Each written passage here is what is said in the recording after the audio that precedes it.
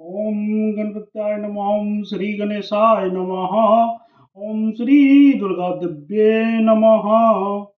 आज नवरात्रि का दूसरा दिन है और आज माता ब्रह्मचारिणी का पूजा है। जय ब्रह्मचारिणी माता।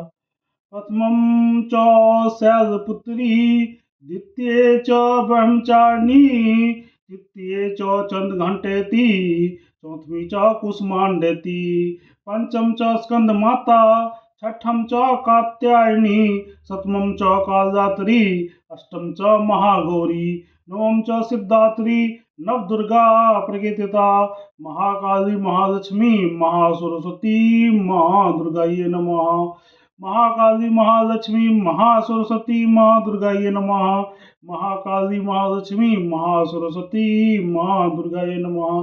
या देवी सर्वभूतेषु शक्तिरूपेण संस्थिता, नमस्तस्यै नमस्तस्यै नमस्तस्यै नमो नमः।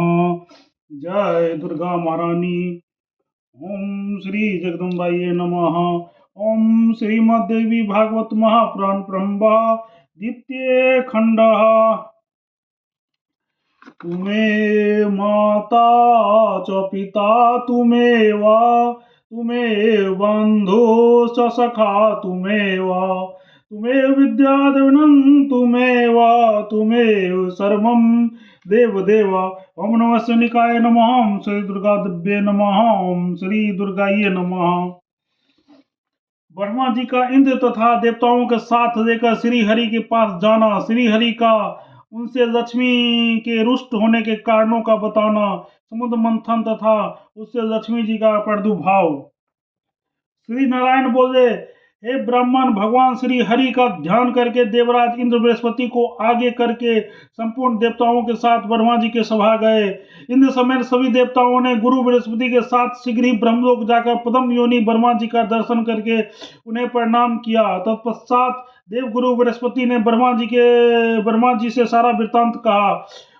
उससे सुनकर ब्रह्मा जी हंस करके देवराज इंद्र से कहने लगे। ब्रह्मा जी बोले, हे वत्स, तुम मेरे ही वंश में उत्पन्न हुए हो और मेरे बुद्धिमान परपुत्र हो। इसके अतिरिक्त बृहस्पति के शिष्य हो, स्वयं देवताओं के स्वामी हो, परम प्रतापी तथा विष्णु भक्त दक्ष प्रजापति के तुम्हारे नाना है। जिसके तीनों कुल पवित्र हो वो पुरुष अहंकारी कैसे हो सकता है? जिसकी माता पतिव्रता, पिता शुद्ध स्वरूपा, नाना तथा मामा जितेंद्रिय हो वो अहंकार युक्त कैसे हो सकता है? पिता के दोष, नाना के दोष, गुरु के दोष, इन्हीं तीनों दोष से ही मनुष्य भगवान श्री हरि की द्रोही हो जाते हैं। सभी की अंतरात्मा भगवान श्री हरि सभी प्राणियों के शरीर में विराजमान रहते हैं। वे भगवान जिसके शरीर से निकल जाते वो प्राणी उसी क्षण सब हो जाता है। मैं प्राणियों के शरीर में इंद्रियां का स्वामी मन बनकर रहता हूँ। शंकर ज्ञान का रूप धारण करके रहते हैं और विष्णु की प्राण स्वरूपा भगवती श्री राधा मूल प्रकृति के रूप में और साध्वी दुर्गा भगवती दुर्गा बुद्धि रूप में विराजमान है। निद्रा आदि सभी शक्ति भगवती की प्रकृति की कलाएं हैं। आत्मा प्रतिबिंब भोग शरीर धारण करके जीव रूप प्रतिष्ठित है।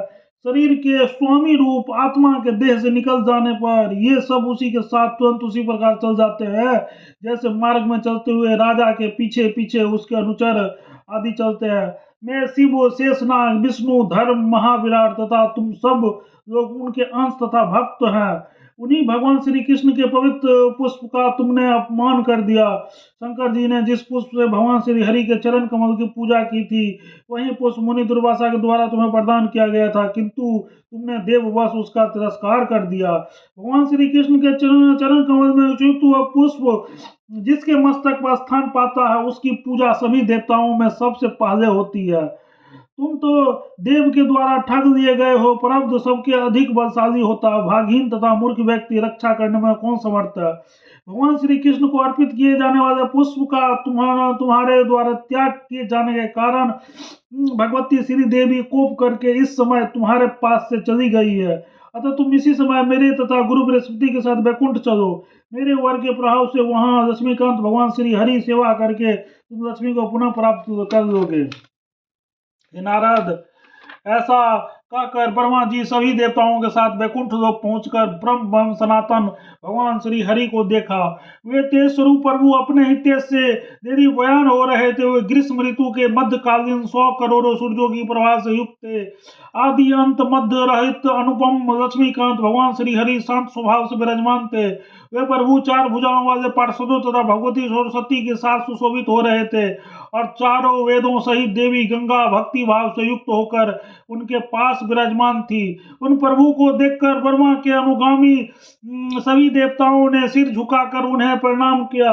भक्ति तथा विनय से युक्त होकर देवताओं ने नेत्रों में आंसू भरकर उन परमेश्वरी की स्तुति की। तत्पश्चात स्वयं ब्रह्मा जी ने हाथ जोड़कर भगवान श्री हरि से सारा वृतांत कहा। अपने अधिकारों से वंचित सभी देवता उस समय रो रहे थे। उन भगवान श्री हरि को देखा कि सभी देवगण विपत्ति से ग्रस्त, भय से व्याकुल, रत्न तथा आभूषणों से विहीन, वाहन आदि से रहित, शोभा शून्य, श्रीहीन, निस्तेज तथा अत्यंत भयग्रस्त है। उन्हें इस प्रकार कष्ट से व्याकुल देखकर संसार का भय दूर करने वाले प्रभु कहने लगे।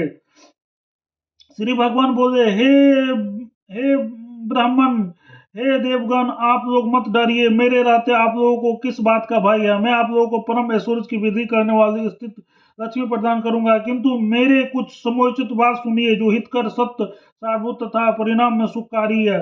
जैसे अनंत ब्रह्मांड में रहने वाले सभी प्राणी निरंतर मेरे दिन रहते हैं, वैसे मैं भी अपने भक्तों का दिन रहता हूँ, स्वतंत्र नहीं हूँ। मेरे प्रति समर्पित मेरा निरंकुश भक्त जिस पर रुष्ट होता है उसके घर में लक्ष्मी के साथ कभी नहीं ठहरता, यह निश्चिंत है। भगवान शंकर के अंश से उत्पन्न ऋषि दुर्वासा महान वैष्णव है तथा मेरे प्रति अत्यंत भक्ति रखते हैं। उन्होंने तुम्हें साफ दे दिया है कि अतः मैं आप लोगों के घर से लक्ष्मी सहित चला आया हूँ। जहाँ शंख ध्वनि नहीं होती, तुलसी नहीं रहती है, शिव की पूजा नहीं होती है तथा ब्रह्मा को भोजन नहीं कराया जाता, वहाँ लक्ष्मी नहीं रहती है। ब्राह्मण, हे देवगण, जहाँ मेरी तथा मेरे भक्तों की निंदा होती है वहां से लक्ष्मी अत्यंत रुष्ट होकर चली जाती है और उसका प्रभाव हो जाता है। जो मूर्ख मनुष्य मेरी भक्ति से रहित है तथा एकादशी और मेरे जन्म के दिन जन्माष्टमी आदमी को भोजन करता है, उससे भी घर से लक्ष्मी चली जाती है।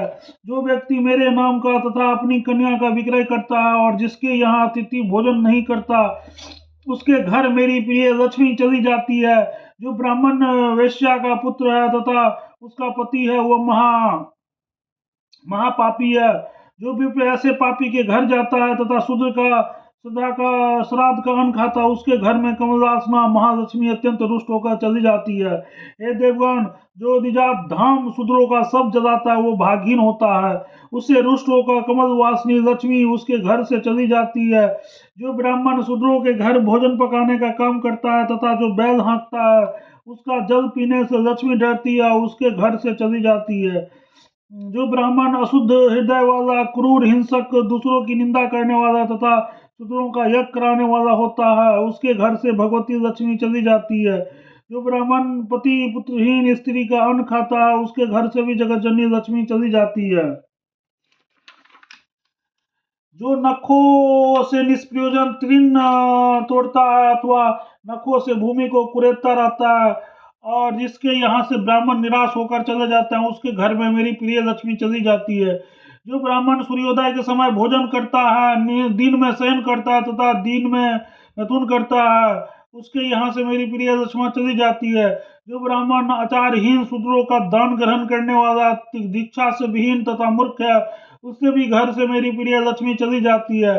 जो अल्पज्ञ, भींगे तथा पैर अथवा नग्न होकर सोता है तथा वाचाल की भांति निरंतर बोलता रहता है, उसके घर से वो सारी लक्ष्मी चली जाती है।